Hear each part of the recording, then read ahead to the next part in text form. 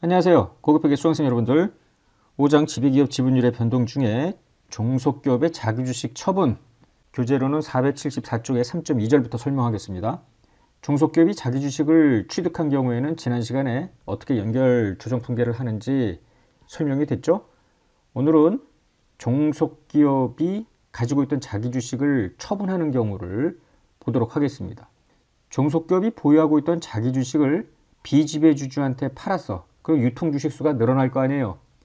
지배기업이 보유하고 있는 종속회사 주식수는 그대로입니다. 유통주식수가 늘어나니 지배기업 지분율은 떨어지고요. 대신 비지배 지분율은 늘어나고 뭐 이런 일이 생길 거예요. 그럼 당연히 연결 조정할 때 뭔가 반영을 해야 되겠다라는 생각이 들죠. 연결할 때 요 자기 주식을 팔았을 때 인식했던 자기 주식 처분 손익 요거 몽땅 제거를 해야 되고요. 자기 주식의 주당 처분 금액하고 처분 당시에 주당 순자산 금액의 차이가 있을 텐데 이걸 자본거래 손익으로 보고 자본잉여금에서 조정하는 것입니다. 예를 들어 지배력 취득 시점 현재 종속기업이 자기 주식을 갖고 있었어. 그런데 그 이후에 자기 주식을 비지배주주한테 팔았대. 그래서 비지배 지분율이 30에서 40%로 높아졌으면 어떻게 하느냐라는 건데요.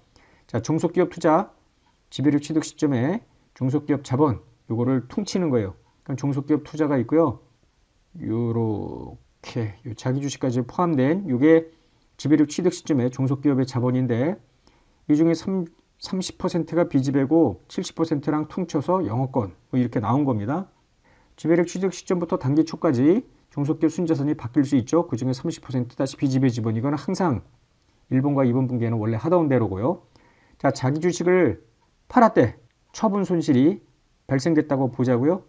이때 연결분기 1번에서 자기 주식을 처분하기 전의 금액으로 자기 주식을 제거했기 때문에 이미 2년도 말에는 자기 주식을 처분하고 없는데 다시 지배력 취득 시점 현재로 거슬러 올라가서 퉁치는 바람에 자기 주식을 제거했던 거 아니에요. 그래서 자기 주식이 다시 여기 살아났고요. 처분 손실 죽여버리고요. 비지배 지분 증가되는 것만큼 늘어나고 이게 대차 일치금액 자본잉여금에서 조정하는 겁니다. 그리고 당기순이익으로 인한 종속기업 순자산 변동액 중 40%를 비지배 지분으로 또 들어가고 분계만 보면은 잘 눈에 안 들어오죠. 자, 예제 8번을 통해서 확인해 보겠습니다. 갑회사는 1년도 초에 의뢰사의 주식 640주를 120만원에 취득해서 지배기업이 되었대요. 지금 자본금이 1000주인데 640주니까 64%인가? 이렇게 볼 수 있는데 더 봐야죠. 자, 자본금, 자본잉여금, 이익여금, 자기 주식이 200주잖아. 그러면은 유통주식수는 800주로 봐야 되고요. 800주 중에 640주를 샀으니까 80% 지배지분이라고 보면 되겠습니다. 그리고 나서 1월 1일 날 취득을 했는데 바로 다음날 자기 주식을 종속기업이 200주 몽땅 처분했다고 보자고요. 이때 처분 금액에 따라서 순자산 변동 금액은 달라질 수 있겠죠. 자, 1년도의 당기순이익은 10만원으로 가정했습니다. 지금 1년도 초 순자산 금액 110만원 나누기 유통 보통 주식수 800주 하면은 요 금액이 1375예요. 즉 1주당 순자산 금액이 1375인데 물음으로 가보면은 의뢰사가 자기 주식을 1375에 팔았을 때 이거보다 높은 2000에 팔았을 때 낮은 1000에 팔았을 때 각각 1년도 말 연결분계를 하라는 거예요. 그래서 이 금액의 의미를 알게 되셨죠? 그러면 자, 자기 주식 처분하는 연도의 연결분계를 하기 전에 먼저 자본잉여금에서 조정할 금액, 비지배 지분 조정 금액을 살펴보자고요. 자, 자기 주식 200주를 1375에 처분했대요. 이거 곱하면은 27만 5천 원인데요. 요거만큼 의뢰사 자본은 늘어납니다. 의뢰사 자본 110만 원이 137만 5천으로 27만 5천 원이 늘어나는데 이건 누가 갖고 가느냐? 어디에다가 조정하느냐라는 건데 갑회사 지분은 지분율 80에서 64로 떨어졌지만 지분 해당액은 변동이 없습니다. 왜냐하면은 이 주당 처분 금액이 주당 처분 직전 순자산 잔고 금액하고 똑같았기 때문에 그래요. 대신에 비지배 지분이 27만 5천 원만큼 늘어나죠. 전부 비지배 지분 증가로 처리를 해주면 되겠습니다. 만약에 자기 주식 200주를 2천에 처분했다면 110만 원에서 150만 원으로 의뢰사 자본이 40만 원 늘어나는데 이 40만 원 늘어난 것 중에 자본잉여금 8만 원, 비지배 지분 32만 원 이렇게 배분을 할 거고요. 3번 200주를 1,000원에 처분했다면 20만 원이 증가가 됩니다. 이 20만 원 증가는 각각 자본잉여금 48,000원의 감소, 그 다음에 빚집의 지분 24만 8천원의 증가로 회계 처리를 하게 되죠. 그래서 연결조정 통계를 해봅니다. 1375에 처분했을 때 먼저 의뢰사가 개별장부에 다음과 같이 분계를 했을 거예요. 자기식 죽이면서 돈 들어오고 처분 손실 이렇게 했는데요. 자, 연결분계 1년도 초로 가죠. 따라서 자본과 이익여금 요거랑 퉁쳐서 32만 원 영업권 이 금액의 20%만큼 빚집의 지분. 자, 자기주식 처분에 대한 조정인데요. 이 자기주식 없애버리는 거죠. 처분 손실 이것도 상기하고요. 빚집의 지분을 27만 5천 원만큼 증가시키는데 27만 5천 원은 이미 앞에서 확인을 했죠. 그리고 1년도 당기순이익 중에 36%만큼 빚집의 지분을 증개시키고요. 2번으로 갑니다. 자기주식을 2천에 팔았대. 그러면은 현금 들어오고 자기주식 40만 원 나갑니다. 1번 분계는 해답 1번과 다르지 않죠? 똑같고요. 자, 자기주식 처분에 대한 조정, 자기주식 다시 죽이면서 앞으로 가보면은 요 40만 원 증가를 8만 원 자본잉여금 증가, 32만 원 빚집의 지분 증가라는 거를 미리 다 뽑아놨었죠? 집어넣으면 되고요. 당기순이익 중 36% 빚집의 지분 증가시키면 되겠습니다. 3번 자기주식을 1,000원에 팔았대. 그러면은 처분 손실이 20만 원인데요. 이 분계는 똑같고요. 자, 자기주식 죽으면서 처분 손실도 죽이고요. 빚집의 지분, 자본잉여금은 어째 이런 금액이 나올까? 이미 앞서 우리는 20만 원 자본 증가 부분인데 자본잉여금 감소 48,000, 빚집의 지분 증가 24만 8천 이걸 뽑아냈죠. 그래서 여기 48,000 감소 24만 8천 이 분계는 앞서 해답 1, 2번과 똑같습니다. 이와 같이 자기주식 처분이 있는 경우에 연결을 하면 되겠다라고 보면 되죠. 자, 지금까지 우리는 지배기업이 특정 시점에 지배력을 취득하면서 지분을 보유해요. 그러면 60%든 80%든 그러다가 유상증자가 일어난 경우, 유상감자가 일어난 경우, 혹은 자기는 가만히 있었는데 종속기업이 비지배 주주로부터 자기 주식을 취득하거나 처분하면서 바뀔 수도 있죠. 또 지분율이 이런 경우를 대상으로 해서 연결재무제표 작성을 보았는데요. 479쪽에 4절 종속기업에 대한 투자 지분을 매각하는 겁니다. 그럼 당연히 지분율이 떨어지겠죠. 근데 여기서 우리가 살펴볼 건 뭐냐면은 매각을 했다고 해서 무조건 지배력을 상실했다고 볼 수는 없고요. 매각을 했음에도 불구하고 계속 지배력을 유지하는 경우, 지배력을 상실하는 경우 이렇게 나누어 볼 수 있겠습니다. 한편 매각을 했더라도 매각을 했을 때 이제 지배력을 상실을 하는데 요거를 보고기간 초에 아니면 기중에 상실을 했느냐에 따라서 어느 시점에 상실을 했느냐에 따라서 연결할 때 조정이 좀 달라져요. 왜냐하면 우리가 보고기간 중에 지배력 취득 시 지난 시간에 했던 건데요. 를 한번 생각을 해본다면은 여기서 만약에 취득을 했어. 그러면 취득일 이후에 발생한 종속기업 수익과 비용이 연결재무제표에 반영된다고 하지 않았습니까? 그럼 이번에 만약에 여기서 상실을 했어. 그럼 상실할 때까지 발생한 수익과 비용, 종속기업 수익과 비용이 요해 연결재무제표에 반영이 돼야 되기 때문에 기초 매각하고 기중 매각은 달리 접근을 해야 되는 겁니다. 그래서 이제 지배력을 매각을 했음에도 불구하고 조금만 매각을 했으면 계속 유지가 되겠죠. 그 다음에 전부 매각을 했거나 아니면은 상당 부분을 매각을 했어. 잔여 지분이 있을 수도 있잖아요. 예를 들어 80% 갖고 있다가 10% 남겨놓고 나머지를 다 팔았어. 그래서 상실을 했더라도 10% 잔여 지분은 있을 수 있습니다. 상실이라고 해서 꼭 전액 매각은 아닙니다. 아무튼 이런 다양한 경우에 어떻게 연결을 하는지를 4절에서 보겠습니다. 먼저 종속기업 투자를 매각을 했는데 그 후에도 지배력을 계속 보유할 때는 어떻게 하느냐라는 건데요. 연결실체 관점에서 자산 처분 거래가 아니라 자본 거래로 간주하는 것입니다. 왜냐하면 연결재무제표, 단순합산재무제표에서 종속기업 투자는 자산이 아니잖아요.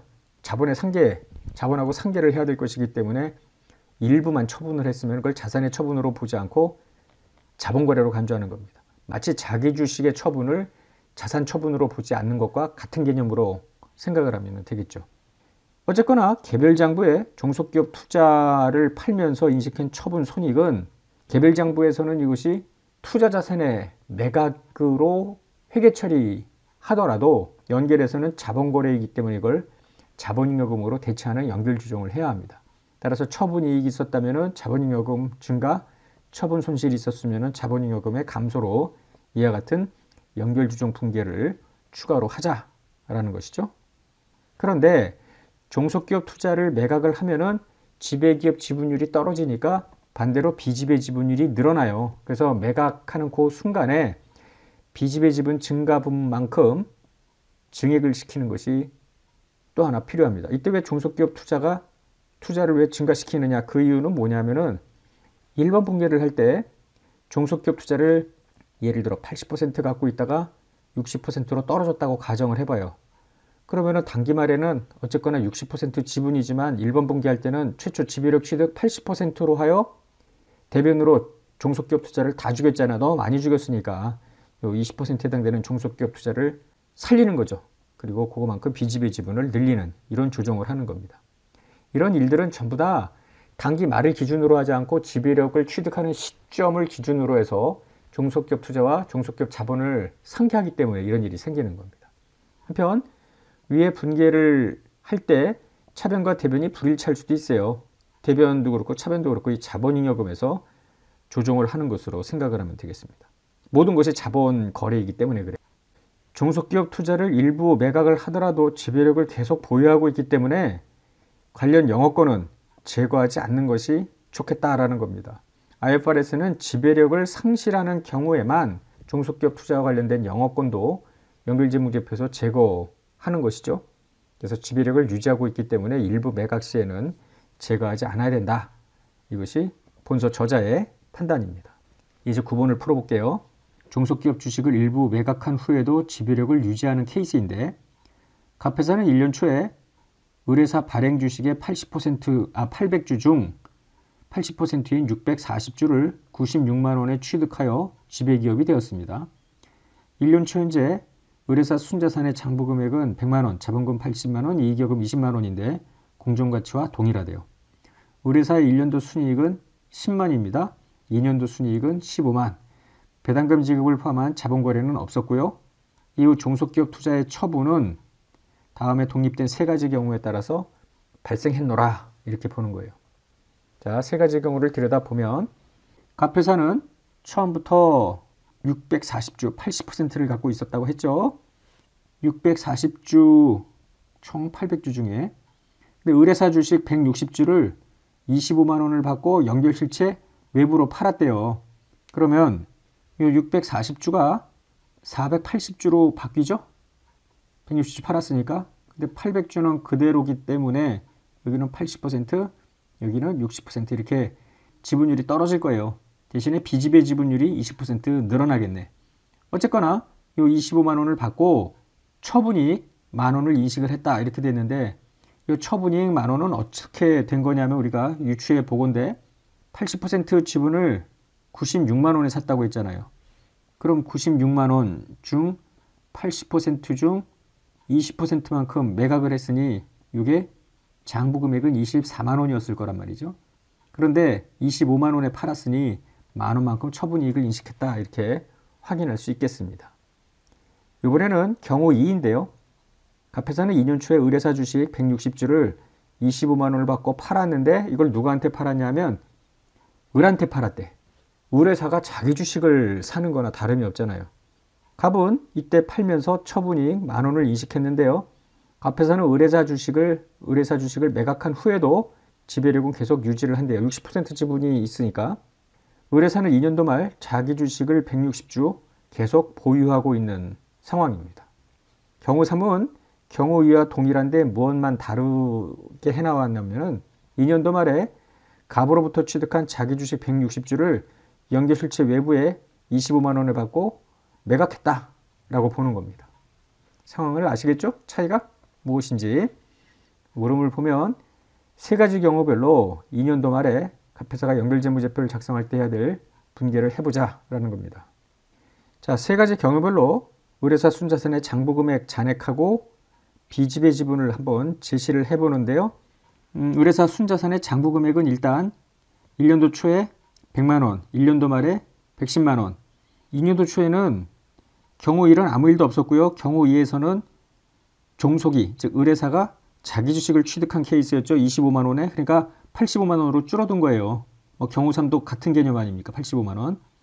그래서 2년도 말엔 15만원 당기순이익 늘어났죠. 15만원 늘어났죠.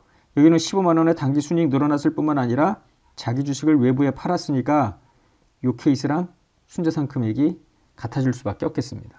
그러면 비지배 지분 잔액은 어떻게 되는가? 앞서 요 각각 금액 변동의 지분율을 곱하면 되겠는데요. 처음에 시작할 때는 100만원에 20%인 20만원으로 시작을 합니다. 그래서 1년도 말이 되면은 110만원이 되죠. 그거에 20%, 그래서 22만원 똑같죠. 그런데 2년도 초에 어떤 일이 생기느냐? 의뢰사가 160주를 연결실체 외부로 팔았어. 그러면 비지배 지분율은 20에서 40%로 뜨잖아요. 그렇기 때문에 110만원에 40%, 44만원이 되는 겁니다. 그러니까 여기서 22만원만큼 비지배 지분은 늘어납니다. 일단 경우 1. 근데 경우 2의 경우에는 어떻게 되느냐면은 의뢰사 주식 160주를 의뢰사가 사가는 거죠. 을한테 매각을 했대. 그러면 이때 비지배 지분율은 어떻게 되냐면은 요 위에 한번 보세요. 여기는 800분의 320인데 여기는 640분의 160주로 해야죠. 왜냐하면은 자기 주식만큼은 유통주식 수에서 사라져야 되기 때문에 그렇습니다. 그래서 25%가 돼가지고요. 여기 212500이 됩니다. 오히려 여기는 7,500만큼 줄어들어요. 여기도 이제 2번, 3번은 이따 취득 시점에는 같은 거 아닙니까? 그리고 나서 자기 주식, 2년도 말에 자기 주식을 매각하는데 경우 1은 해당이 없고요. 여기도 해당이 없고 여기는 다시 매각을 하니까 자, 의뢰사가 보유한 160주 자기 주식을 매각을 하면은 순자산에 25만원만큼 들어오니까 110이 되고 40%가 되기 때문에 44만원으로 복귀가 되는 거예요. 그리고 2년도 말에 당기순이익 110만원에 15만원 곱하기 40% 여기는 50만원이 됩니다. 2년도 말에 경우 1 순자산 금액은 125만원 거기에 40% 50만원이고요. 여기는 계속 자기 주식을 샀는데 보유 상태죠. 100만원에 25% 25만원. 여기는 전부 다 팔았다며 그래서 경우 1과 같아집니다. 1번을 보자고요. 먼저 뒤에 연결분계 3번을 우리가 생각을 하기 위해서 2년도 초에 갑회사가 의뢰사 지분을 일부 매각할 때 개별장부의 분계는 어떻게 되었을까? 25만원 받으면서 종속기업 투자 24만원, 처분이익 만원. 이거는 앞서 처분이익이 만원이다 할 때 이야기가 됐던 거예요. 자, 경우 1에 2년도 말 연결분계입니다. 1년도 초로 가서 자본금, 잉여금, 종속기업 투자 80% 퉁쳐서 영업권 20% 비지배 지분 1년도 순이익 중 20% 비지배 지분 여기까지는 뭐 늘상 했던 거고요. 자, 2년도 초에 종속기업 지분을 연결실체 외부에 팔았습니다. 그러면 종속기업 투자, 비지배 지분, 자본잉여금 이렇게 되는데 일단 종속기업 투자가 왜 늘어나지? 늘어나는 이유는 1번 분계를 할 때 종속기업 투자를 80%만큼 줄여놔 버렸잖아요. 그런데 2년도 말 연결분계할 때 기준점은 60% 지분이니까 24만원을 감소시켜야 맞을 것 아닙니까? 한편 비지배 지분의 증가 22만원은 앞서 이 경우 1 22만원에서 44만원 비지배 지분 증가 확인을 했었습니다. 대차 일치 금액이 자본잉여금으로 들어갑니다. 한편 지배기업이 개별장부에 인식했던 종속기업 투자 처분이익을 자본잉여금으로 대체하고요. 2년도 순이익 중 비지배 지분율은 40%로 늘어났죠. 그것만큼 비지배 지분을 늘리면 되는 거예요. 경우인데요. 이 분계 1번하고 2번은 똑같고요. 자, 종속기업 지분을 종속기업한테 매각을 한 거야. 그러면은 개별장부에 반영되었던 자기 주식을 죽여버려야죠. 그 다음에 종속기업 투자 죽여버리고요.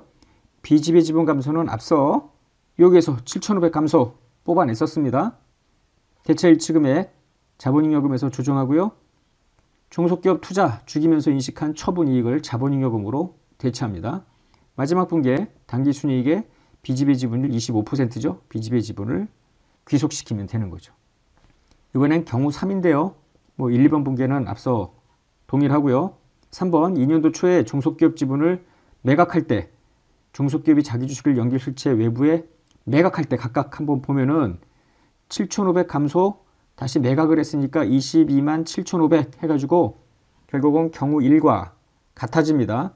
이 각각의 7,500 감소 22만 7,500 증가를 각각 집어넣는 거예요. 이 자기 주식. 그래서 이 분기에 이 분기에 따로따로 해보면 되는데요. 이거를 책에 있는 대로 하나로 묶어서 해도 상관은 없겠습니다. 그리고 마지막에 당기순이익 중에 40%만큼 비지배 지분으로 귀속을 시키는 이런 식으로 연결을 하면 되는 거예요. 요약하면 일부 종속기업 투자를 매각을 하더라도 지배력을 계속 보유하고 있기 때문에 그대로 연결을 하면 되는데 예를 들어 80에서 60으로 줄었다 하면은 1분 분개를 할 때 80%의 기초에서 투자 주식을 죽이고 비지배 지분을 80%로 20%로 귀속을 시켜놨는데 이후에 비지배 지분은 늘어날 거 아니에요. 그러니까 매각 시점에 비지배 지분이 어떻게 변동이 되는지를 조정을 하고요. 개별 장부에 종속기업 투자의 처분 손익도 전부 자본잉여금으로 대체를 하는 이런 회계 처리가 핵심이다 라고 보면 됩니다. 교재로는 485페이지 4.2절입니다. 종속기업 투자를 매각을 해서 지배력을 상실을 하는데요. 지배력 상실 시점이 보고기간 초냐 보고기간 중이냐에 따라서 좀 달라져요. 보고기간 초가 회계 처리가 편해요. 그래서 이걸 먼저 설명하겠습니다. 자, 지배력을 상실할 때 문단 1110호의 B98을 보면은 다음과 같이 나와 있어요. 다음을 제거하래요. 지배력을 상실한 날. 지배력을 상실한 날에 종속기업의 자산과 부채, 이 자산에는 영업권을 포함해서 다 날려버려. 그리고 지배력을 상실한 날에 비지배 지분도 죽여버리래요. 그리고 다음을 인식하래. 지배력을 상실하면서 수취한 대가의 공정가치, 분배한 금액이 있으면 그 금액도 전부 포함을 합니다. 기타 포괄 손익으로 인식한 당기 손익은 재분류하고요. 자, 그 다음에 모든 차이는 당기 손익으로 지배기업에 귀속시켜라. 이런 말이 나와요. 결국은 보고기간 초에 종속기업 투자 전부를 만약에 매각했다고 가정을 할 때 문단 B98의 회계 처리를 본다면은 이게 처분하면서 받은 현금뿐만 아니라 다른 비화폐성 자산일 수도 있겠죠. 대가를 받고요. 종속기업의 자산 죽이고 부채 죽이고 영업권 죽이고 비지배 지분도 죽이고 그리고 대체 일치 금액이 처분이익입니다. 따라서 지배력 상실을 인식할 때 지배력 상실 시점에서 인식할 처분 손익은 종속기업 투자의 처분 대가에서 요 금액을 전부 뺀 거예요. 종속기업의 자산, 영업권, 종속기업 부채, 비지배 지분을 뺀 금액입니다. 자, 연결재무제표 작성의 예를 한번 들어보면은 갑회사가 두 개의 종속기업을 갖고 있다고 가정해 보자고요. 의뢰사하고 병해사를 지배하고 있는데 매년 연결재무제표를 작성해 오고 있었습니다. 그러다가 2년도 초에 의뢰사를 모두 다 매각을 해버린 거야. 그러면 2년도 말에 갑회사는 병해사를 포함해서 연결재무제표를 작성을 해야 되는데요. 자, 어떻게 하느냐 하면은 2년도 말 갑과 병해사의 재무제표하고 1년도 초 의뢰사 재무제표를 합쳐서 2년도 말에 일단 연결재무제표를 만들어요. 즉 여기에는 갑, 을, 병이 모두 포함되도록 그래 놓고 나서 을과 관련된 걸 모두 솎아내라. 이게 B 문단 98이 바로 제거한 지배력을 상실한 종속기업의 자산, 부채, 비지배 지분, 수취한 대가 이런 것들을 다 반영하라는 거 아닙니까? 이와 같이 복잡하게 규정을 하고 있는 이유는 IFRS가 연결재무제표를 기본재무제표로 삼고 있기 때문이에요. 즉 연결을 하고 나서 그 중에 지배력을 상실한 놈을 솎아내고 나머지가 그 해에 공시되는 연결재무제표다. 이런 식으로 되는 겁니다. 그래서 2년도 말에 공시하는 연결재무제표는 갑과 병만 표시가 될 거고요. 비교재무제표로 공시하는 1년도 말 연결재무제표는 가불병이 되겠죠. 뭐 이렇게 하라는 건데 현실적으로는 이렇게 안 하는 경우가 많죠. 지배력을 상실했을 경우에 실무적인 회계 처리를 본다면은 X1년 초에 돈 받고 의뢰사 지분 죽여버리고 뭐 처분 손익 인식하고 이거 이렇게 할 거 아니에요. 그리고 나서 2년도 말에 와서 살아있는 병회사만 합쳐서 연결 재무제표를 작성하면 될 거 아닙니까? 그런데 이렇게 하는 곳이 실무 이야기겠으나 이때 조심해야 될 게 있어요. 요 종속기업 투자 의뢰사 처분할 때 처분 이익하고 문단 B98 앞서 보았던 요 처분 이익이 다를 수 있겠습니다. 거의 다르다가 보면 되겠죠. 그래서 실무처럼 회계 처리를 하더라도 이 처분 이익을 문단 B98에 따라서 나온 금액하고 일치시킬 필요가 있겠는데 이건 왜 다를까? 자 보세요. 현금이라는 것은 매각하는 2000X2년 초에 종속기업의 어떤 실질 순자산의 기초에서 매각 금액이 결정이 됐을 거 아닙니까? 그런데 종속기업 투자는 원가법이기 때문에 예전에 취득 원가를 그대로 가져온다고. 그래서 처분이익이 이렇게 잡히게 되는데 문단 B98에 따른 회계 처리를 본다면은 지금 지배력 취득 시점부터 계속해서 종속기업 순자산 증가할 때마다 비지배 지분도 계속 늘려놨을 거 아니에요. 그렇죠? 그리고 처음부터 영업권, 순자산의 공정가치, 장부금액 그 차이뿐만 아니라 그거를 초과하는 초과 수익률도 포함해서 다 집어넣었던 건데 이런 것들을 감안해서 처분이익을 인식한 것과 그냥 개별 투자 지분을 원가법으로 인식한 후에 받은 대가와의 차이만을 처분이익으로 인식한 것이 같을 리가 없겠죠. 그래서 요 금액을 문단 B98에 따른 금액으로 전부 원위치 시켜야 된다는 게 중요한 거예요. 이에 1번을 보겠습니다. 보고기간 초에 지배력 상실인데요. 갑회사는 1년도 초에 의뢰사 지분의 80%를 6만에 샀어요. 지배력 취득을 현재 의뢰사 순자산은 자본금 5만, 이익여금 2만에서 7만이고 공정가치랑 같습니다. 자, 2년도 초에 의뢰사 지분 전부를 6만 3천에 팔아버려서 지배력을 상실했대요. 갑회사의 1년도 재무제표는 다음과 같습니다. 1년도 재무제표 그리고 다음날 2년도 초에 의뢰사 지분을 몽땅 다 팔아버린 겁니다. 자, 기준서 1110호 문단 B98에 따르면 어떻게 하느냐면은 X2년 초에 갑이 을을 포함하여 연결재무제표를 작성하고 나서 거기서 제거되는 의뢰사 자산부채, 비지배 지분, 뭐 영업권 다 제거를 하게끔 하라는 거예요. 그래서 어떻게 해야 되느냐면은 문단 B98에 따르면은 2년도 초에 연결을 해야 돼요. 즉 1년도 초에 자본금 잉여금 7만일 때 종속기업 투자 퉁치고 영업권 비지배 지분 그리고 1년도 당기순이익 중 20% 비지배 지분 해놓고 나서 자 3번 지배력 상실 시점에 B98에 따른 지배력 상실 관련 처분 손익인데요. 사실은 이 분계를 하면은 비지배 지분이 14,600이 되고 영업권이 4,000인데 분계를 하지 않더라도 영업권 4,000 비지배 지분잔에 14,600을 계산할 수 있음을 여기서 보여주고 있는 거예요.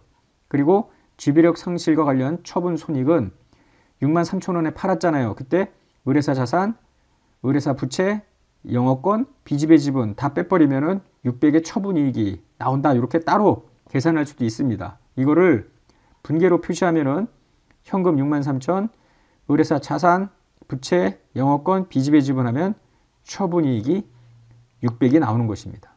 그래서 지금 1년도 초에 갑회사, 의뢰사, 재무제표의 연결조정 분계 1번하고 2번을 반영하면은 1년도 말 혹은 2년도 초 지배력 상실 직전 연결재무제표가 이렇게 나오고요.